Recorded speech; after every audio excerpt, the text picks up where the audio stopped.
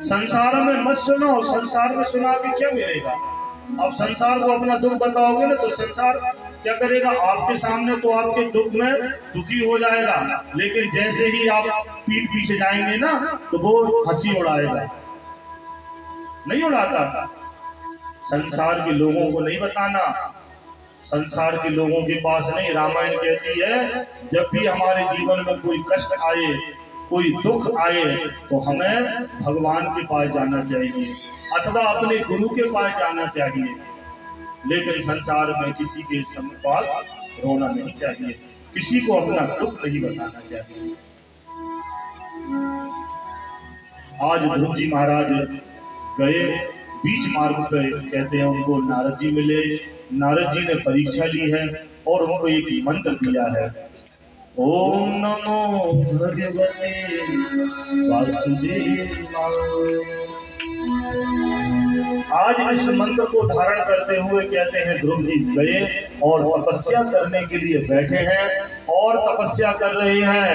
और ध्रुव जी महाराज तपस्या कर रहे हैं। देखिए जो भी लोग जा रहे हैं उनको मैं सभी लोगों से, जो भी सदस्यगण है वो प्रसाद की व्यवस्था अवश्य बनाए, है ना। क्या है, इतनी देर हम यहाँ बैठते हैं सत्संग करते हैं, इसका पूर्ण फल हमें प्रसाद के रूप में प्राप्त होता है। यहाँ से हम कुछ ले जाएं अथवा न ले जाएं, कहते हैं प्रसाद जरूर ले जाएं। प्रसाद में साक्षात भगवान का दर्शन होता है ना, और उसी में हमें पूर्ण फल प्राप्त होता है। तो प्रसाद जरूर ले जाओ। उतने बढ़िया तरीके से नंद किशोर चंद्रिका जी ने आज अपने सुपुत्र बंसु की पुण्य स्मृति में आज प्रसाद की व्यवस्था बनाई है सब प्रसाद में। और आज इस कथा के माध्यम से हमारे पीछे जो निवास है मुन्ना भैया मुकेश सिंह राजपूत जी, उनकी माता जी ने भी आज उनके पतिदेव की पुण्य स्मृति में, है ना, यहाँ कुछ अन्नदान, प्रसाद की सेवा और कुछ द्रव्य दक्षिणा की सेवा भी की है। तो यह सत्कर्म हो रहे हैं, बढ़िया लोग अपने तरफ से करते जा रहे हैं। तो प्रसाद जब इतनी बढ़िया सुंदर व्यवस्था बन रही है तो प्रसाद जरूर लेकर जाए। आपका मात्र हम 10 मिनट और लेंगे, उसके बाद सीधी आरती करेंगे, मात्र 10 मिनट। ध्रुव जी महाराज ने आज तपस्या करी और तपस्या करते हुए ध्रुव जी महाराज का पहला महीना प्रारंभ हुआ। जैसे ही पहला महीना प्रारंभ हुआ, कहते हैं ध्रुव जी महाराज 3 दिन तक कुछ नहीं खाते, केवल 3 दिन तपस्या करते। 3 दिन के बाद उठते, जो कुछ फल मिल जाते तो फलों को तोड़ते, खा लेते, जल पी लेते। दूसरा महीना चल रहा है, 6 दिन तक कुछ नहीं खाते। 6वें दिन जब तपस्या पूर्ण हो जाती तो उठते, केवल जल पीते। जैसे ही तीसरा महीना लगा तो कहने लगे ध्रुव जी महाराज, क्या कहते, ध्रुव जी महाराज उठते, जल भी नहीं पीते, फल भी नहीं खाते, जो वृक्ष के सूखे पत्ते होते ना नीचे डले रहते उनको खा लेते 9 दिन में, तीसरे महीने में। और उसके बाद ध्रुव जी महाराज की तपस्या का 4था महीना लगा। कहते 4थे महीने में वह केवल वायु पीते, केवल हवा का सेवन करते, ना वृक्ष के सूखे पत्ते खाते, ना जल पीते, ना भोजन करते, कुछ नहीं करते। 5वां महीना तपस्या का चल रहा है। कहते हैं ब्रह्मरंध्र में जाकर और उन्होंने अपनी श्वास को रोक दिया, और जैसे ही श्वास को रोका ना तो कहते हैं सारे देवी देवता को श्वास लेने में तकलीफ होने लगी, परेशानी होने लगी। इंद्रादिक देवता दौड़े दौड़े ब्रह्मा जी के पास पहुंचे, कहने लगे हे पितामह, देखिए तो श्वास लेने में बड़ी कष्ट हो रहा है, बड़ा दुख हो रहा है, क्या करें। नैवं विदामो भगवान प्राणरोधम चराचरस्यास्य धाम्ना विदेहि तन्नो वृजिनादि मोक्षम प्राप्ता वयं तां शरणं शरण्यम। हे प्रभु, हम आपकी शरण में आए हैं, आप हमारी रक्षा करिए, सांस लेने में दिक्कत हो रही है। कहने लगे, आज ब्रह्मा जी कहते हैं कि भैया दिक्कत तो हमें भी हो रही है। तो भोले बाबा के पास गए, भोले बाबा भी कह रहे हैं हमको भी श्वास लेने में तकलीफ हो रही है। उसके बाद सब लोग मिलकर आज भगवान श्री हरि नारायण के पास गए और वहां जाकर भगवान की स्तुति करने लगे।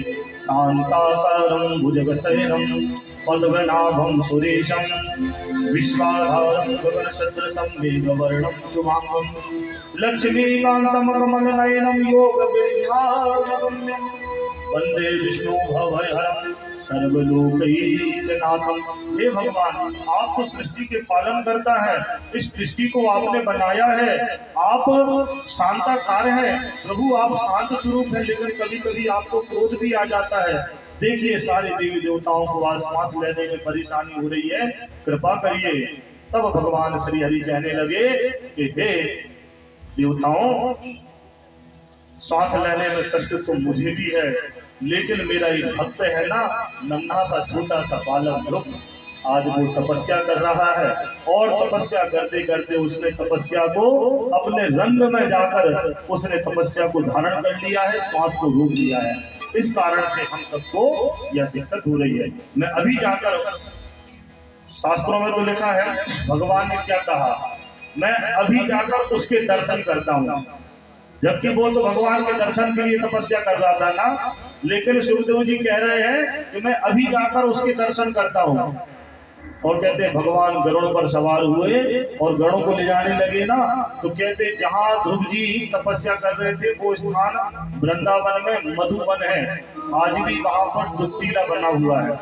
हम पिछले साल जब कोरोना नहीं लगा था तो वृक्ष 84 कोस की यात्रा कर रहे थे, तो वृक्ष 84 कोस की यात्रा करते हैं तो एक जगह वो स्थान है ध्रुव टीला, जहां पर भगवान ने ध्रुव जी को दर्शन दिया है।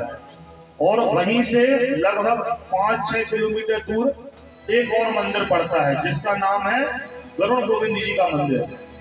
वह मंदिर क्यों बनाया, कहते गरुड़ जी जब चलते हैं ना तो उनके पंखों में से ध्वनि निकलती है, शब्द गुंजायमान होते हैं, वेद के स्वर निकलते हैं। उन्होंने सोचा ऐसा ना हो कि मेरा छोटा सा जो भक्त है वह कहीं यह धुन को सुनकर घबरा जाए, उसकी तपस्या में कोई व्यवधान हो जाए, तो वो गरुड़ गोविंद जी का जो मंदिर है ना, कहते वहां जाकर भगवान ने गरुड़ जी को छोड़ दिया कि भैया तुम यहाँ रुको, अब हम यहाँ से पैदल जाएंगे। और वहां से पैदल भगवान आकर ध्रुव जी के सामने प्रकट हो गए। ध्रुव जी से कहने लगे, ध्रुव, आज ध्रुव जी महाराज ने जैसे ही भगवान के शब्दों को सुना, आंखों को खोला और आंखों को खोल करके जैसे ही भगवान के दर्शन आज ध्रुव जी ने किए, तो कहते हैं ध्रुव जी कुछ बोले नहीं। ध्रुव जी भगवान को देख रहे हैं, भगवान ध्रुव को देख रहे हैं। 5 मिनट हो गया, 10 मिनट हो गया, 15 मिनट हो गया, कोई कुछ नहीं बोल रहा, ना भगवान बोल रहे और ना ही ध्रुव जी बोल रहे।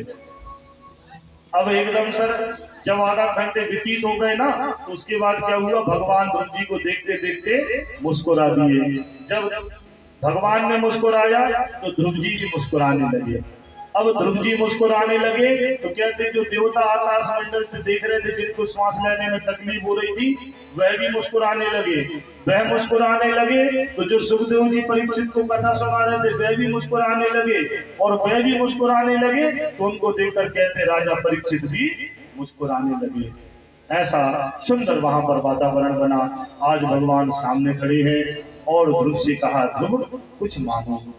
ध्रुव ने कुछ नहीं कहा, क्यों कुछ जानते ही नहीं है। 5 वर्ष का बालक भगवान के सामने क्या बोलेगा। कहते हैं भगवान ने अपना शंख जो था, शंख उसके गले में लगाया, ऐसे गाल पर लगाया और उसको वेद वेदांत का ज्ञान हो गया। और है भी भैया, भगवान की कृपा जिस पर हो जाती है ना, वो फिर सब कुछ कर सकता है। कोई भी ऐसा कार्य नहीं है जो वो नहीं कर सकता।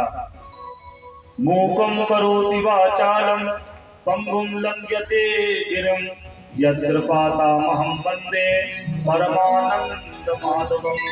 जिस पर श्री हरि भगवान की कृपा हो जाती है या किसी भी भगवान की कृपा हो जाती है, वह सर्व समर्थवान हो जाता है।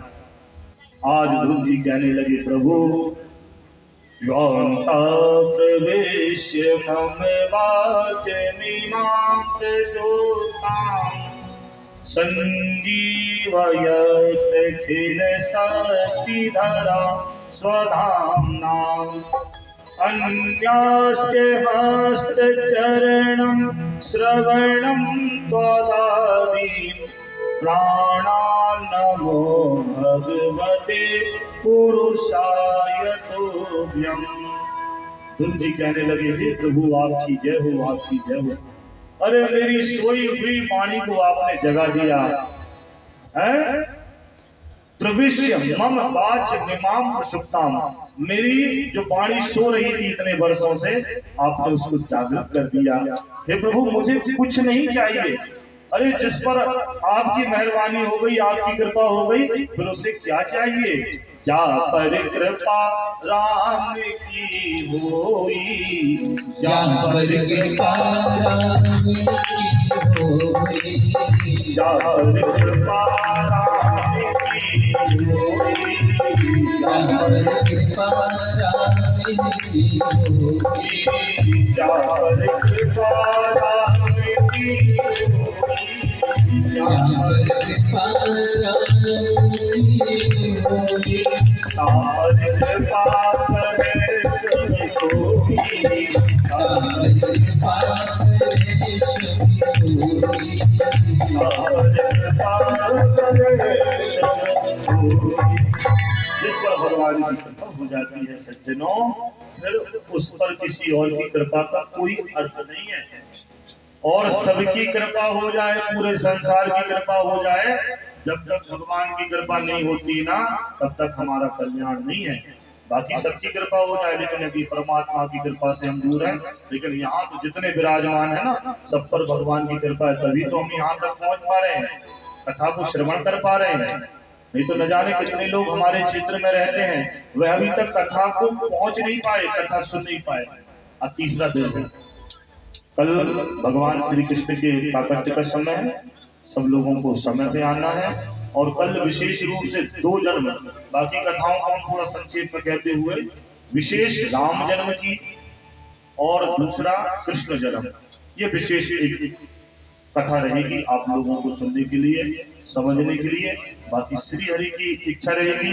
आज ध्रुव जी महाराज को भगवान ने ध्रुव फल दिया है, और कहते हैं ध्रुव जी महाराज जब अंत समय आया ना, तो ध्रुव जी महाराज ने मृत्यु को 1 मिनट के लिए भी नहीं देखा।